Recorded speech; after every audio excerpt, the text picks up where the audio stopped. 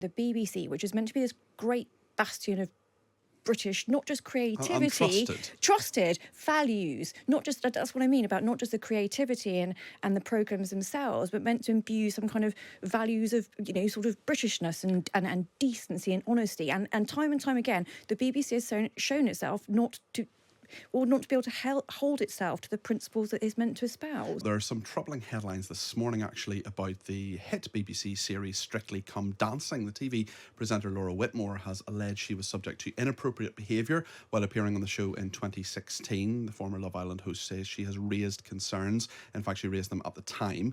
The Observer has a fascinating article reporting production staff who formerly worked on Strictly Come Dancing have complained of a toxic work culture. One former staff member alleged they'd been subject to sexist and sexualised comments. Latika, I don't know if you're a fan of the show, but do you think it can survive? The Director General of the BBC, Tim Davie, has said the show would get its house in order and carry on, but certainly it seems that the allegations just keep on coming. Yeah, I think the most troubling part of this is not so much the allegations, because I think when you're working in these sorts of high pressure environments, things do happen like this.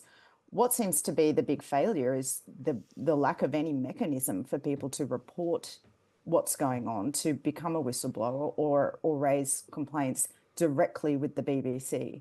And I think that in itself is the big glaring hole here, and the mechanism that the BBC itself needs to address.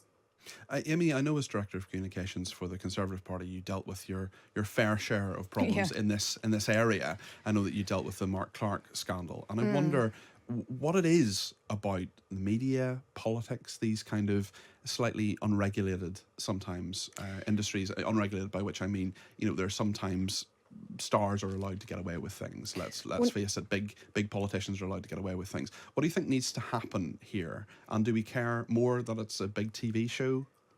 I think we care because in this case it's the BBC, right, which is auntie.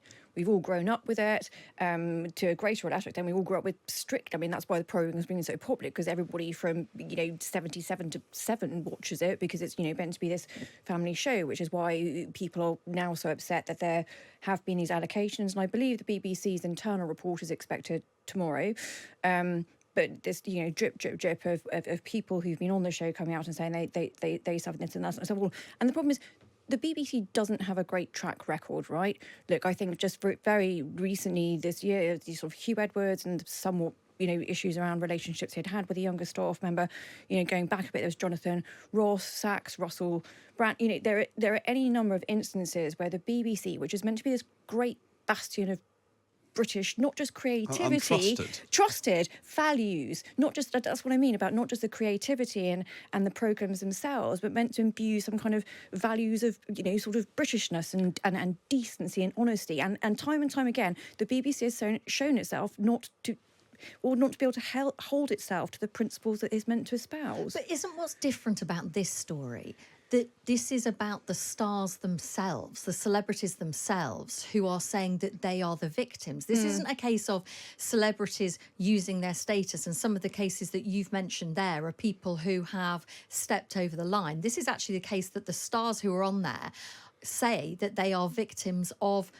lesser stars, of kind of like the dancers. And I guess that's what's different. And in some ways that shows that maybe it wasn't that the BBC was pandering to stars. There just wasn't a mechanism in place at all to deal with any level of complaint within the organisation. Well, I think it's exactly that, because a number of these female stars, the dancing celebrities, there does seem to be a commonality in what they're saying that has been reported. And as I understand it, the BBC's internal investigation, the results which when come out tomorrow, they have said, well, I did say to producers, and I was reassured, and I was, texted back saying, it's fine, we'll sort it. But then nothing seemed to happen, and it just kind of disappeared into this great sort of morass of, I don't know, sort of an HR department or whatever it was. So I completely agree. The difference is it's the celebrities themselves complaining, but the commonality is when complaints or concerns were raised, nothing seemed to happen, because the organisation, as a juggernaut that it is, just carried on going. I think it'd be really interesting, won't it, Latika, whether people will watch Strictly now? Because I am a huge Strictly fan. I love it. I would love to go on Strictly. Maybe not so much now. But, you know, it's that kind of thing. I have just, you know, grown... The idea of being able to learn to dance beautifully and the fake tan and the glitter and the Sparkles. sequins. Not about furthering career, just about just doing something which would be amazing for yourself. And I just wonder, exactly as you've said, Amy, it's about this family environment. You all sit down together on the sofa on Saturday night. It's friendly, it's huggy. That all just seems to have been destroyed, really, in recent months. Artifice. And and I just wonder if people will sit down and watch it again. And I guess that's the question, isn't it, Latika, whether it can survive. Even if the BBC wants it to survive, does the public still want it?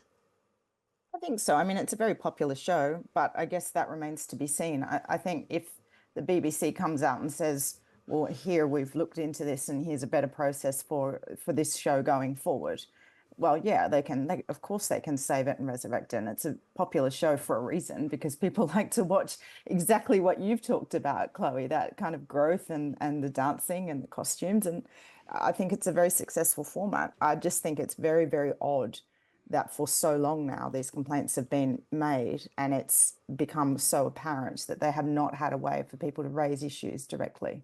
Latika Burke, who is writer-at-large for the Australian news website The Nightly, thank you very much indeed. And also Amy Fisher, former Government Special Advisor and Director of Communications for the Conservative Party. Can I just say you're much better than the bloke they usually have in this slot. He's rubbish. That's him. Just in case you can. Happy to replace them. Lovely to speak to you both. Thank you so much.